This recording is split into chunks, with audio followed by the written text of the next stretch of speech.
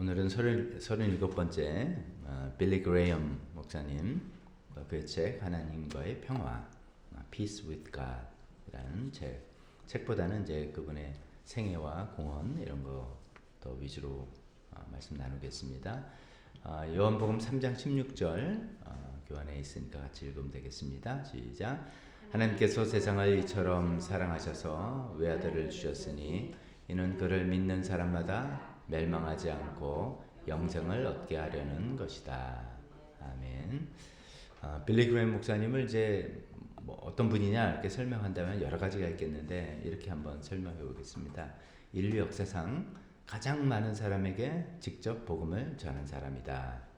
여기 이제 직접이라는 단어를 썼는데 직접은 이제 어떤 이제 집회를 통해서 대면한 그 자리에서 라이브로 복음 전한 게 한 2억 1,500만 명 좀 된다라고 그분들이 이제 집회할 때마다 이제 통계를 잡아놓은 게 있으니까 그런 숫자가 나오는 것 같습니다.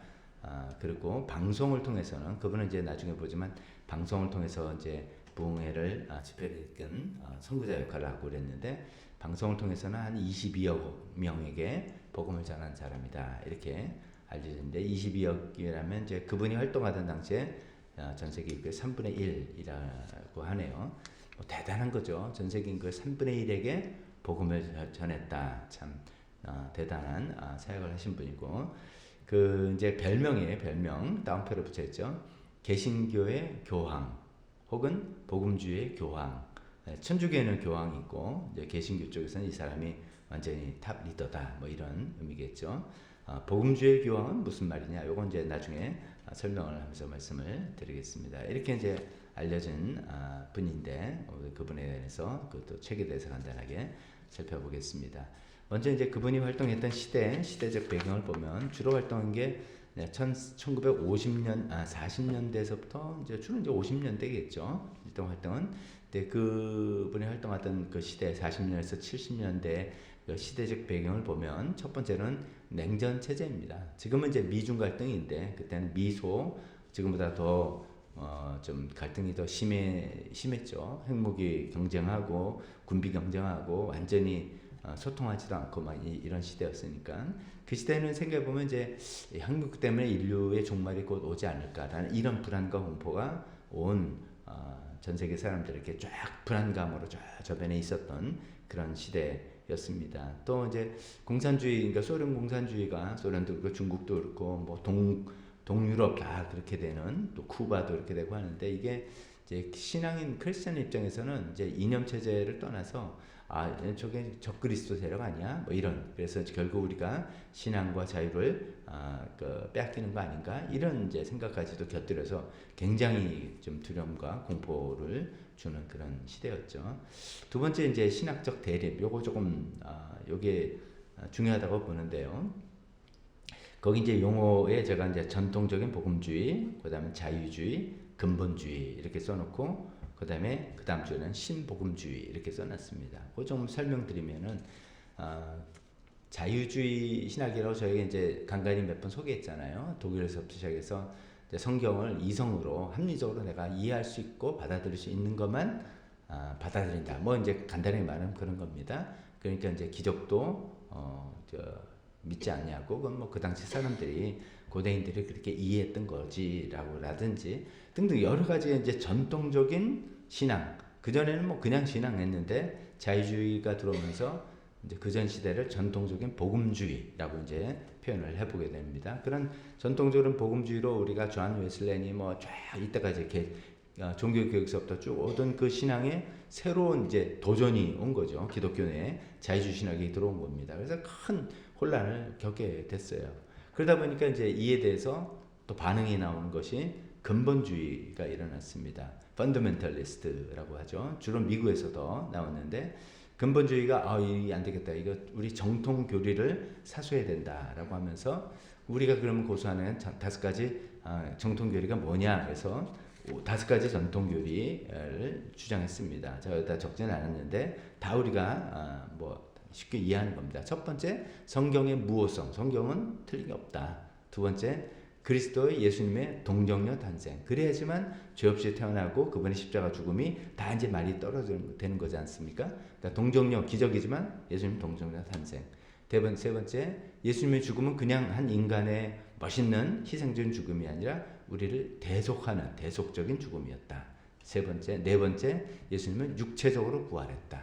그러니까 예수님의 그 자유주의 신학에서는 부활을 이제 그렇게 이야기하거든요. 제자들의 마음 속에서 부활했다 이거예요. 그래서 이제 그 제자들이 새로운 용기를 갖고 살았다. 근데 노 그게 아니라 예수님 진짜 육체적으로 부활했다. 그리고 다섯 번째, 예수님은 반드시 다시 오신다. 재림이다. 그러니까 성경 모성, 동정녀 탄생, 대속적인 죽음, 육체 부활, 그리스도 재림. 여기 이제 우리가 놓칠 수 없는 그런 정통 교리다라고 생각해서 이제 그런 걸 붙드는 사람들이 근본주의죠. 근데 이게 뭐 잘못된 건 아닌데 이게 이렇게 근본주의가 자유주의 신학에 이제 대응을 해서 이렇게 정통 교리를 사수하다 하는 건 좋았는데 이상하게 점점점 사회와 담을 쌓게 되는 겁니다. 그 사이에서 이제 사이에 과학이 발전하고 문명이 발전하고 시대가 바뀌고 유행이 생기고 뭐 이런 거 아니겠어요? 거기에 이제 담을 쌓게 되는 거예요. 그래서 이제 과학을 전부 다 전면 부정하고 유행 같은 것도 전부 다 받아들이지 않고 등등 뭐 이렇게 된 거죠. 그래서 이제 사실 극단적인 분리주의가 되어버린 겁니다.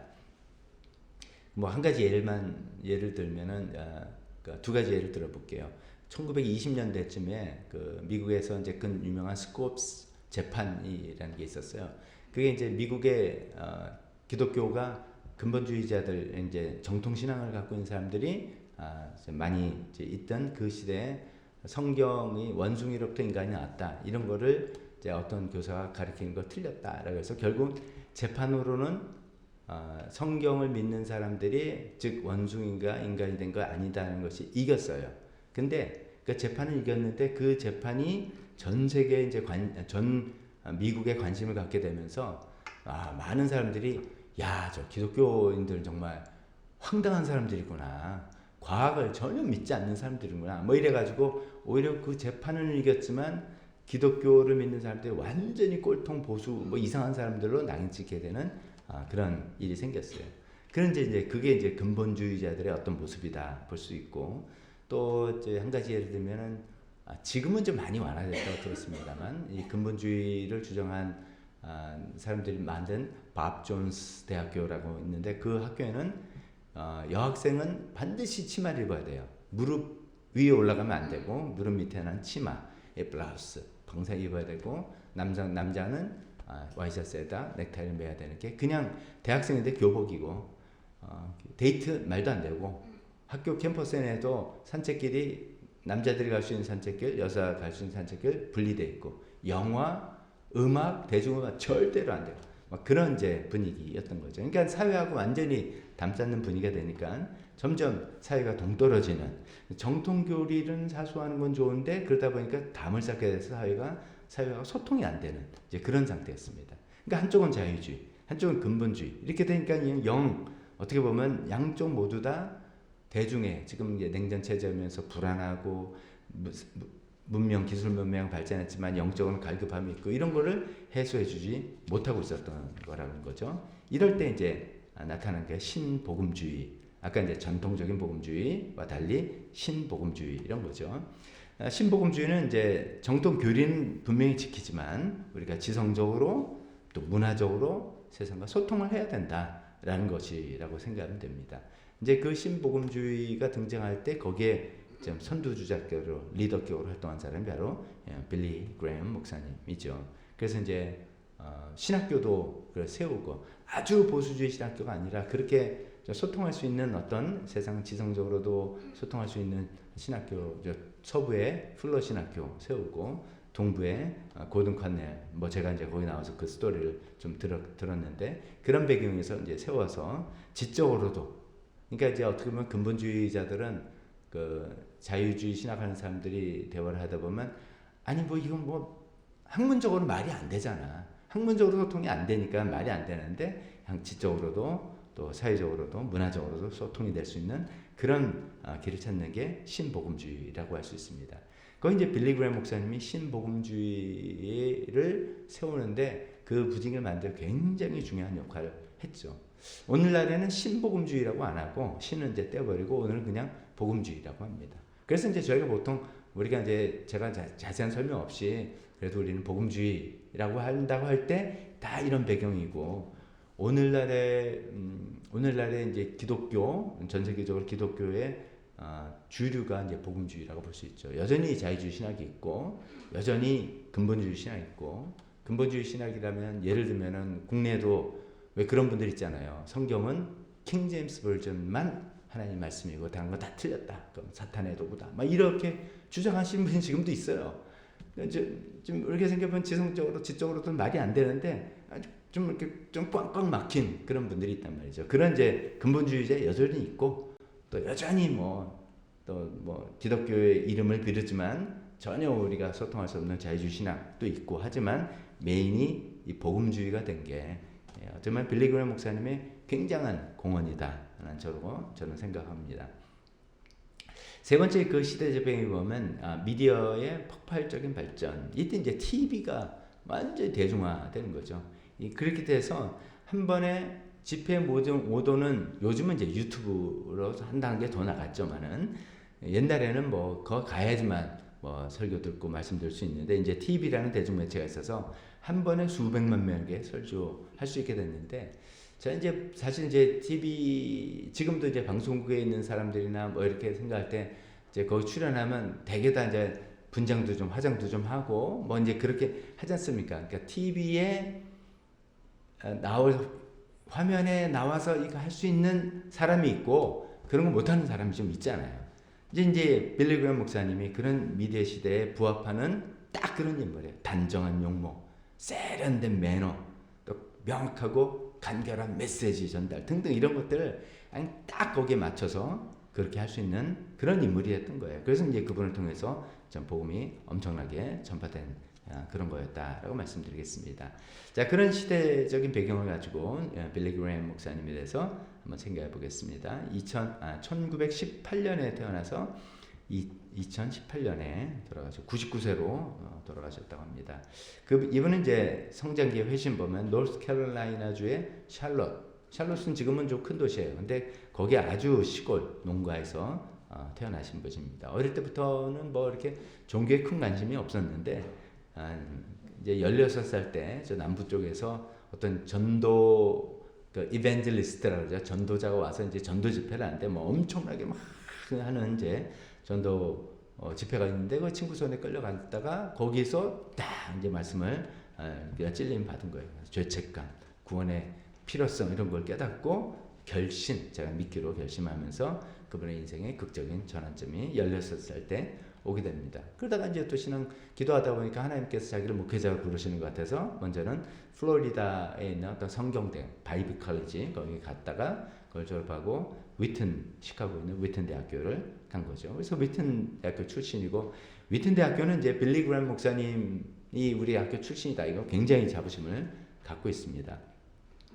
거기서 졸업을 채 안 하고 사역으로 뛰어들었던 걸로 제가 기억하는데 하여튼 거기서 이제 또 평생 동역자자 아닌 루스 벨이라는 분을 만나서 이분은 이제 선교사 중국 선교사 자녀 출신으로 굉장히 또 이제 기독교적인 데서 좀 잘 알려진 집안 부인이죠. 그렇게 만나서 이제 평생 동역을 잘 했습니다. 사역의 시작과 2번 세계적인 도약 한번 살펴보겠습니다. 첫 번째 A. 이분이 처음에 활동한 단체가 일종의 이게 선교 단체죠. 선교 단체라고 할 때는 교회, 지역 교회하고는 좀 다른 거예요. 지역 교회는 한 지역에 있는 거고 이것은 이제 여러 지역의 도시 여러 에서 어떤 전도의 목적, 특수 목적, 특수 대상, 특수 목적을 위해서 움직이는 단체다 이렇게 생각하는데 그런 선교 단체 중에 하나 Youth for Christ 이걸 이제 번역해서 청년 복음 운동 이렇게 번역을 한 건데 여기 Youth for Christ라는 선교 단체가 시카고를 중심으로 결성됐고 이분들의 타겟 대상은 청소년들 그다음에 군인들. 군인들이 해봤자 막 지금 20세 10대 후반 20대 초반이잖아요. 그러니까 이 청년들이에요. 여기 youth를 하니까 10대 초반이 아니라 청년들 그다음에 청소년들 후의 청소년 이런 대상을 해서 이들에게 복음을 전해야 되겠다 하는 이제 단체가 생겼는데 거기에 이 빌리 그레이엄 목사님이 거기에 합류하게 되면서 그 단체의 첫 번째 풀타임 사역자가 되었다고 합니다. 그래서 이제 이 사람을 중심으로 많은 사역을 미국과 유럽으로 뭐 이렇게 사역을 했다고 합니다. 그렇게 해서 사역을 시작했고 대중 집회 같은 거를 시작했다가 그분이 이제 진짜 유명해진 게 1949년 LA 집회를 통해서입니다. 그러다가 이제 이 단체하고 뭐 관계는 계속 있지만 자기 독자적인 전도 단체를 만든 거예요. 나중에 더 설명하겠지만 그 독자적인 선교 전도 단체를 만들고 LA 지역의 지역교회들과 연합을 해서 집회를 이제 하게 됐습니다. 대단합니다. 이게 이제 텐트 옛날에는 우리도 그런 얘기 들었잖아요. 여의도 순복음교회도 소대문에서 뭐 텐트로 시작했다. 그래서 뭐 개척회 합시다 그러면 아예 천막 치고 합시다. 뭐 이런 용어가 나오는 게 미국에서 이미 그랬던 거예요. 옛날에 이게 2차 부흥대 찰스 피니 때도 그런 거 있었잖아요. 캠프 미팅. 그래서 이주민들이 서울 개척 이민들이 그냥 텐트 쳐놓고 거기서 집회하고 뭐 이랬다 그랬지 않습니까? 그런 전통이 미국에는 있었던 거예요. 그러니까 LA 지역인데 사람들이 엄청나게 모일 건 아는데 그 사람들을 수용할 만한 큰 집회 장소는 없으니까 텐트를 치자라고 했는데 6,000명 수용의 텐트. 좀 상상이 좀 안 돼요. 텐트 큰 걸 3개를 이었대는데 그러면 하나에 2,000명 수용할 정도로 엄청난 사이즈의 텐트란 말이야. 제가 좀 상상은 안 가는데 뭐 기록이 이렇게 돼 있으니까 그래서 6,000명을 수용하는 텐트를 쳐놓고 거기서 이제 집회를 한 거예요. 원래 이제 3주 예정으로 집회를 했는데 너무나 이제 폭발적인 반응이 되니까 이 집회가 8주 동안이나 이어졌습니다. 8주 동안에 이어지고 뭐 거기서 뭐 소위 말해 난리가 났고 대박이 났는데 그 당시 거기에 이제 뭐 윌리엄 랜돌프 허스트라는 분이 뭐 언론을 많이 장악하고 있는 분인가 봐요. 언론 왕 윌리엄 허스트라는 분이 그 이제 빌리 그레이엄 목사님 그 집회 와 보고 너무나 감동을 받은 거예요. 은혜도 받고 감동도 받고 딱 이제 언론인으로서 감이 딱 온 거예요. 그래서 기자들한테 그레이엄 뛰어라. 그래서 영어로는 퍼프 그레이엄. 이 사람 퍼핑한다는 뭐 이렇게 부풀리라는 거잖아요.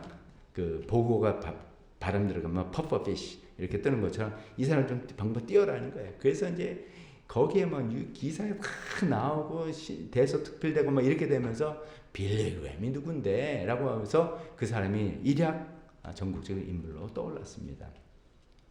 여러분들 이제 빌리 그레이엄 목사님 이제 사진이라 이런 거 좀 봤을 거예요. 근데 그 중에 어떤 사진은 이제 좀 연세 드셔서 안경도 끼고 이런 모습도 있지만 이때 LA에서 집회했을 때 사진을 거 보면 정말 아주 그냥 청년이 아주 막 열이 발정이게 하는 그런 멋있는 미남 부흥사 모습을 더 볼 수도 있습니다. 자, 그렇게 해서 이제 전 미국적으로 이제 뜨는 이제 부흥사가 되었죠. 이제 C번 이분이 그래서 이제 독자적인 전도 집회, 전도 협회를 만들었어요. 사역을 조직화하고 또 투명성 있게 하기 위해서 나중에 특징도 말씀드리겠습니다만 그 집회를 해서 독자적인 어떤 전도 활동을 이제 사역 활동을 했던 것이죠. 그러면서 이제 라디오 방송, 월간지, 영화 제작사 등등 이런 걸 다 만들었어요. 이분의 이분 하면 떠오르는 표현이 그 라디오 방송이 결단의 시간이에요. Hour of Decision. 이분 항상 메시지를 전하고 지금 오늘 결정하라. 예수님 믿도록 결정하라. 이런 거. 이게 이제 1차 부흥 존 웨슬리랑 미국에서 그 조나단 에드워스, 2차 부흥 미국의 찰스 피니, 3차 미국의 D.L. 무디 하면서 4차 부흥 영적 대각성이라고 할 수 있는 그 흐름인데 항상 그 흐름을 따라서 마지막에 예수 믿는 결단을 하라고 촉구하는 그런 이제 흐름을 가면서 미디어를 잘 활용했던 분이죠. 그 다음에 D번은 이제는 영국으로 가서 1954년에 런던 집회를 하는데 12주 동안 열린 집회에 200만 명이 참석하면서 이제 미국에서만이 아니라 이제 전 세계적인 글로벌 전도자가 된 것이죠. 자, 그렇게 이제 점점점 활동하게 됐는데 이번에 가로 3번에 이번에 사역의 핵심 특징과 영향력 어떤 영향을 미쳤는지 살펴보겠습니다. A번 이분은 대형 집회와 미디어를 쫙 결합한 그런 분이에요. 이제 1차, 2차, 3차, 4차 우리가 쭉 살펴봤지만 뭐 시대가 물론 1차 때는 뭐 미디어가 없었죠. 많은 그러니까 그 미디어의 장점을 제일 먼저 파악하고 그거를 잘 활용한 그런 전도자, 부흥사라고 볼 수 있는 거죠. 전국에 생중계되고 라디오 방송, 뭐 미국엔 각 지역마다 라디오 방송국인데 거기에 다 이분의 그 프로그램이 반드시 있어야 되는 그 정도로 인기가 있었던 그런 분이죠. 그걸 잘 결합해서 활동했던 분입니다.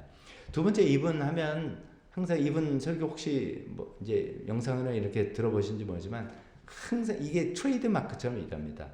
The Bible says 이럽니다. 그러니까 이분이 뭐 신학적인 배경이 좀 약하거나 뭐 그런 건 아니라고 저는 생각해요. 그런 있는데 역시 이제 부흥사 이제 대중 집회 하시는 분들은 복잡한 뭐 설교나 이런 거보다는 대중들이 귀에 쏙쏙 들어오게 간결하고 단순하고 딱 파워 있게 던지는 이제 그게 필요하잖아요. 이분 이제 그걸 아주 기가 막히게 잘하시죠. 그 책에도 이제 그게 써 있는데 그게 다 우리가 이제 다 알고 있는 또 우리가 그 배웠던 그런 내용입니다만, 근데 이제 그런 얘기를 딱딱 하면서 이번에 트레이드 마크는 그 뭐 자기의 권위로 아니면 이 분위기로 이렇게 아니라 항상 성경의 권위로 성경책을 딱 들고 오른손으로 Bible said, 성경이 이렇게 말합니다 하라고 이제 그 얘기를 하는 게 이 빌리 그레이엄 목사님의 아주 트레이드 마크처럼 딱 되어 있던 그런 모습이죠. 그 다음에 이분이 사역을 참 그래도 모범적으로 굉장히 오랫동안 잘 해나갔어요. 그 한국에 계시면서 뭐 그런 소식 간간히 들었는지 모르겠습니다. 이 많은 미국의 부흥사도 굉장히 많아요. 근데 성추문, 돈 문제 이런 걸로 중간에 확 떨어지는 분들이 굉장히 많이 있었어요. 근데 이분은 그래도 정말 모범적으로 그런 춤은 한 번도 없이 지냈는데 그 비결이 C번입니다. 모데스토 선언이라고 해서 이제 캘리포니아주 모데스토라는 그 도시에서 이 자기 전도 집회 팀들과 함께 사역을 하다가 우리가 정말 이런 거를 서약을 하자. 이게 비슷한 거예요. 그래서 핵심 키 멤버들이랑 같이 모여가지고 서로 이런 걸 서약했어요. 4가지로. 재정의 투명성. 이제 얼마나 많은 후원금이 들어오겠습니까? 얼마나 많은 헌금들이 거치겠습니까? 근데 이거를 몇몇 사람들이 이렇게 하는 게 아니라 철저하게 투명하게 이사회를 구성해서 이사회에서 객관적으로 관리하게 하고 빌리 그레이엄 목사님이나 사역자들은 그냥 사례비 받는 것으로 끝나는 식으로 하겠다. 재정 투명성. 뭐 사실 쉽지 않죠. 이 모든 전도 집회 활동이 빌리 그레이엄, 이름도 빌리 그레이엄 그 이벤젤리스트 어소시에이션이거든요. 근데 그분이 그렇게 딱 하겠다고 했고요. 두 번째, 성적 순결. 뭐냐면 여성으로의 유혹이 많이 있을 거 아니에요. 그래서 이제 유명한 게 그 밑에 줄에 나온 것 같은 빌리 그레이엄 룰이라는 게 있어요. 자기는 한 번도 아내가 아닌 다른 여성과 절대로 단둘이 있지 않고 절대로 차를 같이 타지 않고 아예 그냥 여성이 있으면 아내가 있든지 아니면 같이 있지 않든지, 그래서 오해를 안 사게 하는 거죠. 그 이제 어떤 전도 집회를 가면은 우리 집 같은 호텔 같은 데 이제 그 사역팀들이 빌릴 거 아닙니까? 빌리 그레이엄 목사님이 머무는 그 층에는 여성 방을 절대로, 그러니까 여성이 그 복도를 걸어 다니지도 않게 아예 원천 차단하는 거예요. 철저하게 이런 거를 지켰어요. 그래서 그런 문제가 한 번도 없었죠. 세 번째, 과장 금지. 이건 뭐냐면 숫자 부풀리고 싶잖아요. 이번엔 사실 뭐 8만 명 왔는데 10만 명 하자. 뭐 8이나 10이나 반올리면 그게 그거죠. 이런 유혹이 있잖아요. 그런 거 절대로 하지 않기. 그다음에 네 번째, 기존 교회에 대한 존중. 지역 교회들 아니면 뭐 예를 들어 신학적으로 조금 견해가 다를 수도 있는 그런 교회, 자기네 전도 사역팀이 이제 그 뭐 파워가 크다고 해서 함부로 거기를 이제 비난하거나 그렇지 않기로, 절대로 그 다른 사역에 대해서 우리가 비평하지 않지. 이런 4가지 핵심 원칙을 세워서 이거를 세울 뿐만 아니라 끝까지 이거를 잘 지켜 나간 거죠.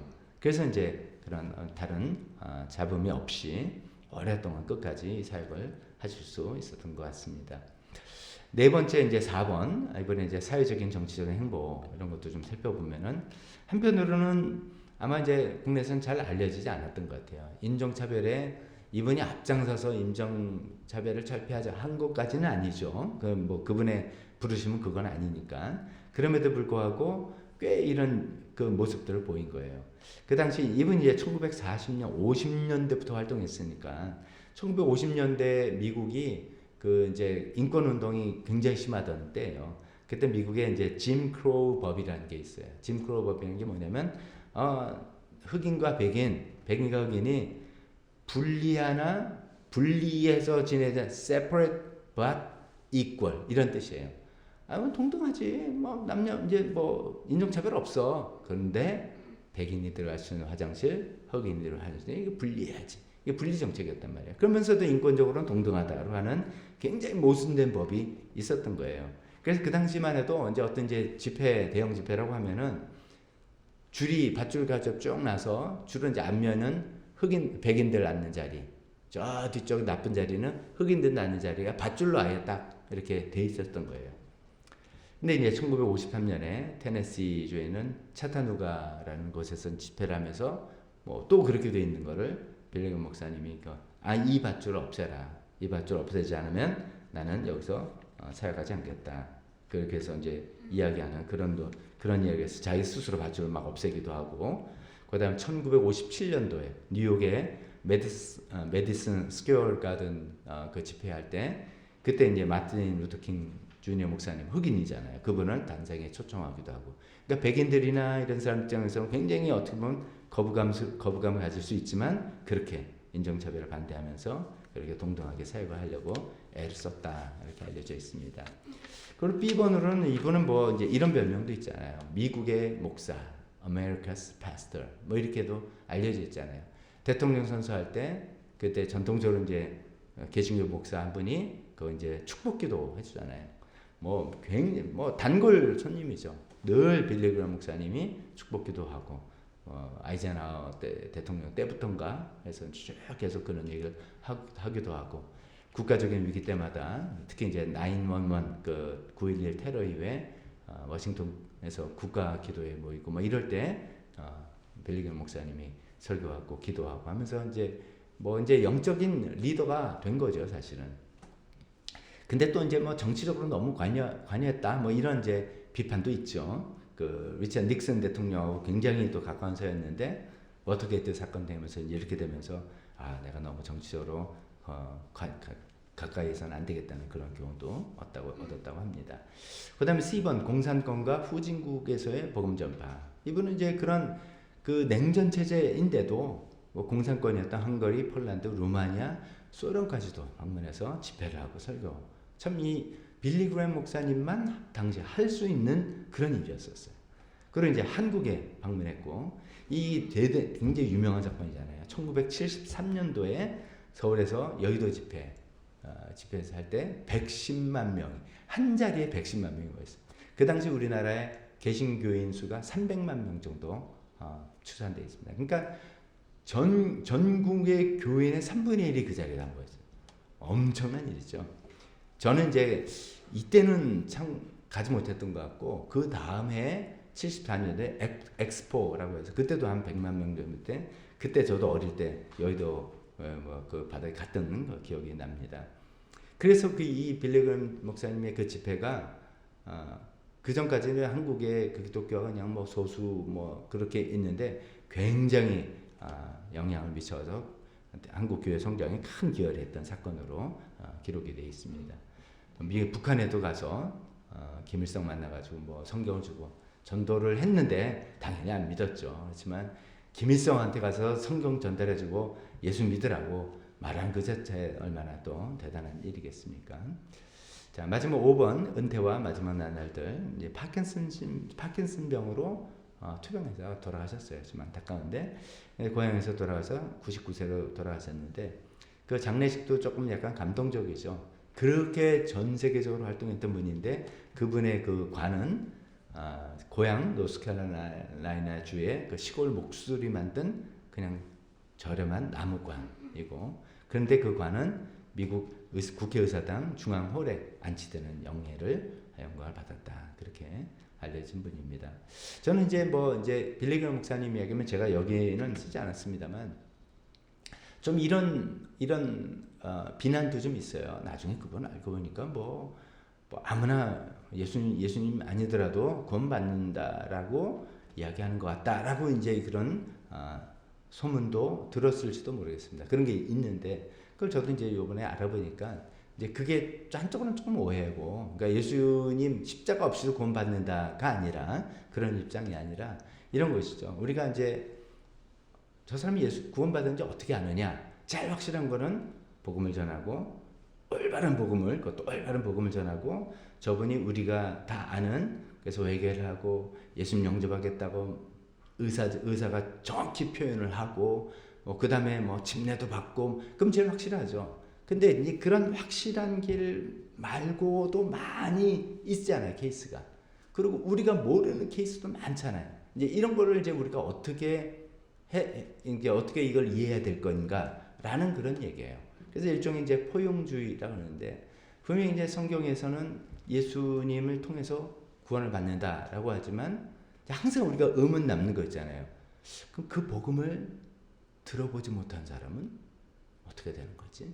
우리 옛날 선조라든지 아니면 뭐 지역적으로 한 번도 성경을 뭐 교회를 들어보지 못한 사람은 요 이제 FM 잣대에 하면 예수님 안 믿으니까 안 돼 라고 할 것인가, 아니면 뭐 다른 게 있는가, 이런 거에 대해서 이제 로마서 1장에 나오는 것처럼 하나님이 이제 이방인에게 어떤 양심이라는 룰을 적용한다는 그런 등등의 또 많은 견해들이 있죠. 그걸 이제 포용주의라고 합니다. C.S. 루이스도 약간 그런 얘기를 많이 했고요. 그래서 이제 그런 얘기를 하신 거예요, 이분이. 근데 이제 그런 것들이 좀 오해가 돼가지고, 저분이 말년에 뭐 저분이 타락을 했다, 뭐 이렇게 이야기하는 것 같은데, 혹시나 여러분들 그런 얘기를 들었으면 그렇게 좀 이해하시면 좋겠습니다. 자, 이번에 책 내용은 뭐 우리가 늘 하던 얘기예요. 근데 이제 간단하게 이번에 책의 내용을 인용문을 가지고 살펴보겠습니다. 하나님과의 평화, peace with God, 이게요. 그 당시에 냉전 체제, 불안과 경제적인 풍요 가운데서 마음의 그 허무함, 이런 것들이 있는 그 시대 사람들에게 던지는 메시지의 책이고, 이 책은 뭐 그분의 설교, 그 대형 집회할 때마다 하는 설교 내용과 똑같다, 이렇게 봐도 다름이 없는 내용입니다. 5가지로 요약해 본다면 이게 핵심이죠. 첫 번째, 인간의 실존에 대한 진단. 인간이 왜 이렇게 불안하고 두렵고 뭐 그러느냐? 이 뭐는 영적으로 결핍됐기 때문이다, 뭐 이런 얘기죠. 인용문 읽어보겠습니다. 인간의 마음속에는 하나님이 아니고서는 결코 채울 수 없는 커다란 빈자리가 존재한다. 공허와 외로움, 그리고 알 수 없는 불안은 바로 이 영적 결핍에서 비롯된다. 이거 어디서 많이 들어보지 않았습니까?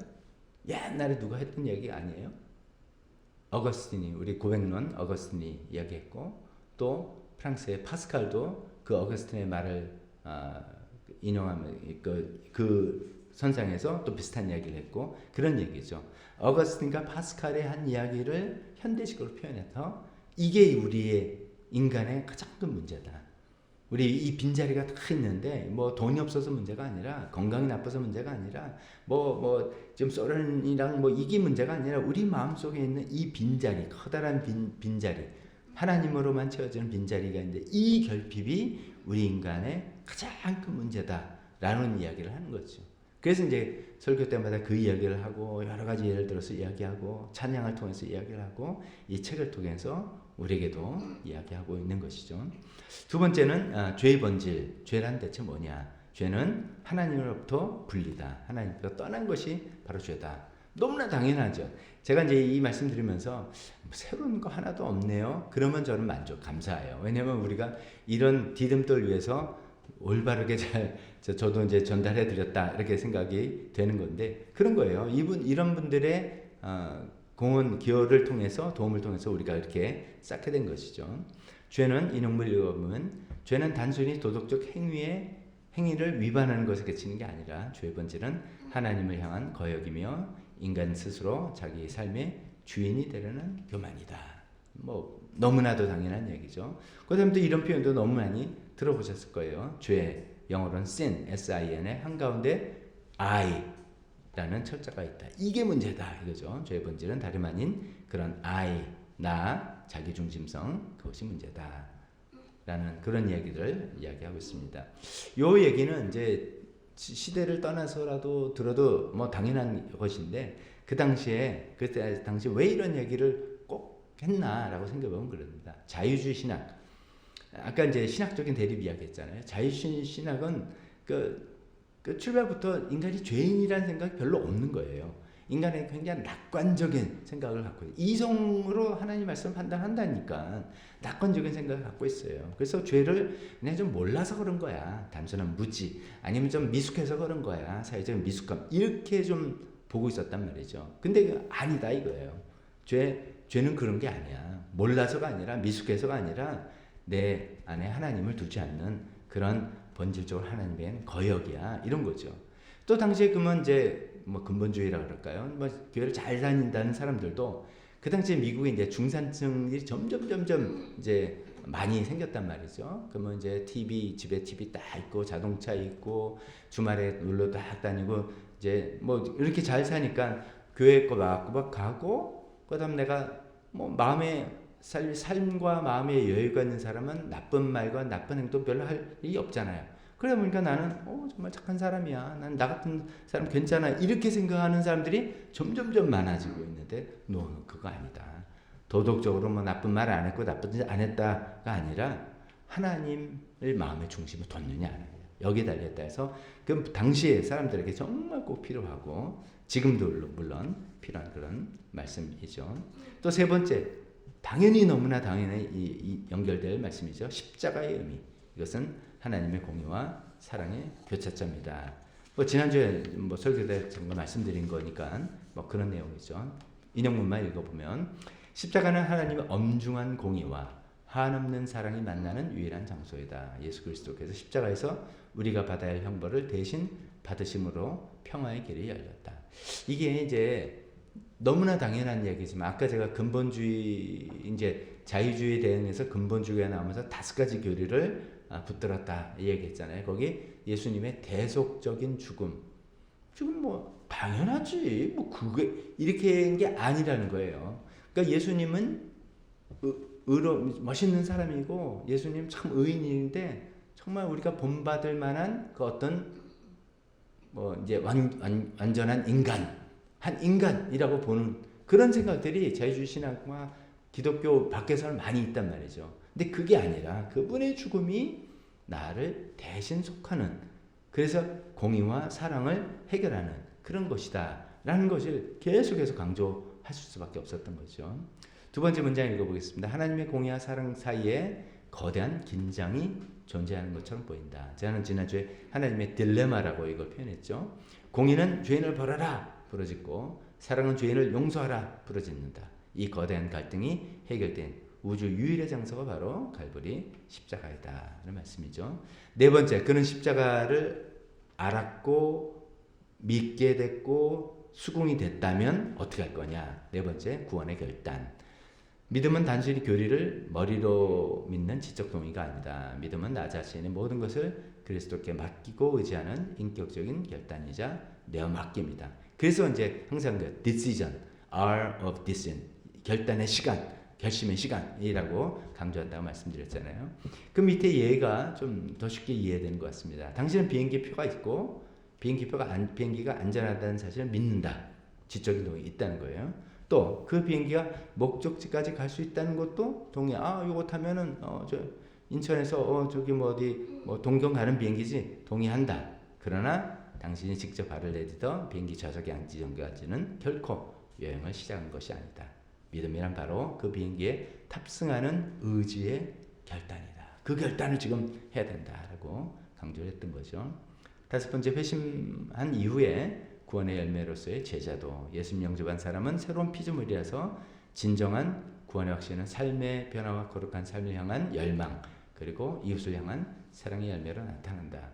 그래서 이 책에 이제 이 부분도 굉장히 많이 쓰셨어요. 근데 제가 이제 객관적으로 보면 이 부분은 좀 한계가 있는 것 같아요. 이제 순회 전도 집회니까 물론 이제 이렇게 전도하신 분들이 지역 교회하고 잘 연결해서 그 이제 결심 카드를 쓰면 거기 이제 나는 오늘 와서 예수 믿겠다 쓰면 이름 쓰고 그 카드를 지역 교회에 이렇게 나눠 드린 거예요. 그래서 이분들이 이렇게 해서 예수 믿게 됐으니까 이분들 잘 섬기고 교인으로 좀 양육하라. 그리고 이제 가라 하는데 저희도 알잖아요. 뭐 교회가 10교회가 있다면 우리가 흔히 내가 나갈 교회가 없어 이런 표현을 하잖아요. 그 뜻은 교회가 없다는 게 아니라 나하고 맞는 교회가 없다고 느낀다 그런 거잖아요.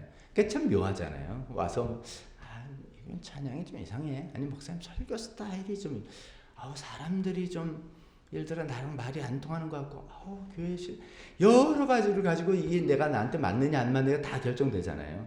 그러니까 빌리그램 전도 집회 와서 예수 믿고 지역교회 가세요 한다고 이분들이 가서 정착이 그러니까 그분이 진짜 믿었냐 안 믿었냐를 떠나서 이게 쉽지는 않다는 거죠.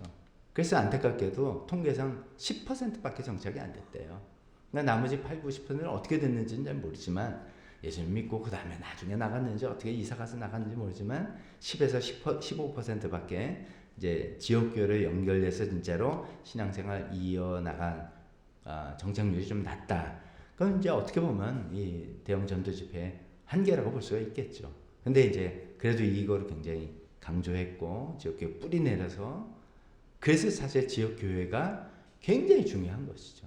딱 한 번 그러니까 아기가 태어났다 끝난 게 아니라 양육 받으면 성장해서 또 애를 낳는 사람을 만드는 거는 아무래도 이제 교회지 않겠냐는 생각을 해보게 됩니다. 그 이야기를 이제 책에서는 이야기한 거죠. 구원의 열매로서 제자도 그래서 있어야 된다라는 내용입니다. 자, 뭐 여러분 잘 아시기도 하지만 또 어떤 내용은 또 처음 듣는 이야기도 하면서 저는 이 준비하면서 아까 제가 말씀드린 그 신학적인 흐름 이게 저는 저 자신한테도 굉장히 제일 잘 정리가 됐어요. 전통적인 복음주의와 자유주의 신학이 왔는데 거기 근본주의로 대응했는데 이게 또 너무 극단주의를 가는 것. 신복음주의로 그것을 잘 대응해서 오늘날 우리가 복음주의로서 정말 이렇게 정통 교리라고 하는 옛날부터 있는 교리를 굳건히 붙들면서도 사회와 교류하고 소통할 수 있는 이런 그 유연성을 갖게 된 그 복음주의를 갖게 되는데 여기에 큰 기여를 하신 분이 바로 빌리 그레이엄 목사님이다 라고 우리가 기억하시면 좋겠습니다. 기도하겠습니다.